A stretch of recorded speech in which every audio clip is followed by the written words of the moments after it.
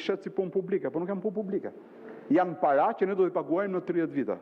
Dhe mbi të gjitha ne kemi nevojë, zoti kryetar, dhe gjej rastin t'ju dy, të dimë nëse duhet të vazhdoj kjo histori e turpshme e bërjes me PPP dhe koncesion e çdo lloj vepre që buxheti i shtetit nuk do t'i bëj. Na bie më lirë apo na bie më shtrenjtë si shqiptar? A duhet ta bëj qeveria këtë gjë apo duhet ta bëj privati? Sepse koncesione apo partneriteti publik-privat ka në thelb vetëm një arsyetim. E bëm privati se na bie më mirë dhe më lirë. Kemi përfitueshmëri dhe ekonomike, dhe financiare, dhe sociale.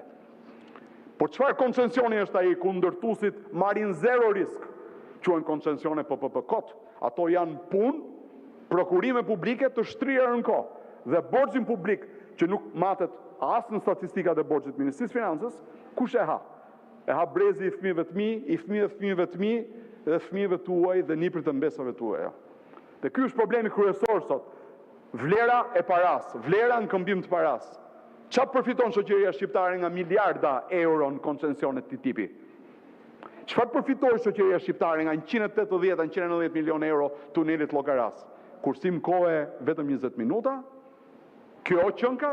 Po e dini që gjithë bregu i jugut është pa infrastrukturë të ujit pishëm, të energjisë elektrike, mbetjet digjen, turizmi është përfaqet zezë. Dhe një ekonomi dhe një njeri që bën llogari, kur e kanë shtëpinë vetë, di ku t'i shpenzoj. Unë kam 190 milionë euro, ku do t'i çoj? Ku do t'i çoj përpara? Të gjërat e domosdoshme apo të gjërat e luksit për të kursyer 20 minuta kom tunelin e Llogaras e për dalë tek vilat dhe te fshatrat turistik me një herë.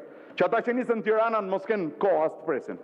E pra, kjo është logjika e të gjitha gjërave që kërkuam, por për fat keq nuk e morëm. Kërkuam gjithashtu edhe sipas gjetjeve të vetë kontrollit lartë shtetit, një auditim tematik të pastër për atë që është sot problemi. Ta mbaroj fjalin.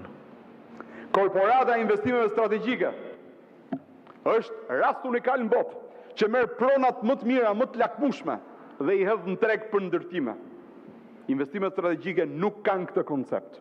Investimet strategjike lehtësojnë investitorët kur ata vinë në sektorët e vërtet ekonomik, jo në sektorët e betonizimit. Dhe me drejtë KLSH-ja ka gjetur që kjo pronë nuk menaxhohet me transparencë. Nuk e dim kush i merr, si i merr, pse i merr dhe ku është përfitueshmëria e shtetit shqiptar në këtë gjë. Kemi kërkuar gjithashtu dhe hetim të plot në ndërmarrjet e sektorit të energjisë. Borxhi akumuluar 1.7 miliard euro është një peshë shumë e rëndë. Por ne duhet dim ku shkojnë parat tona. Ne duhet dim pse erë nuk ul çmimin e energjisë. Megjithëse na raportohet çuditërisht që gjitha targetet e vendosura nga operatori i sistemit të energjisë janë respektuar dhe uljet janë humbur. Po atëherë nëse humbjet janë ulur, për çfarë arsye nuk ulet çmimi i energjisë elektrike? Për çfarë arsye? E pra, gjitha këto gjëra bëjnë atë që ta vlerësojmë këtë raport, por mbi të gjitha të shohim me vështrim shumë kritik për mbajtjen e projektit rezolutës dhe detyrat që KLSH duhet të bëjë në vitin vim.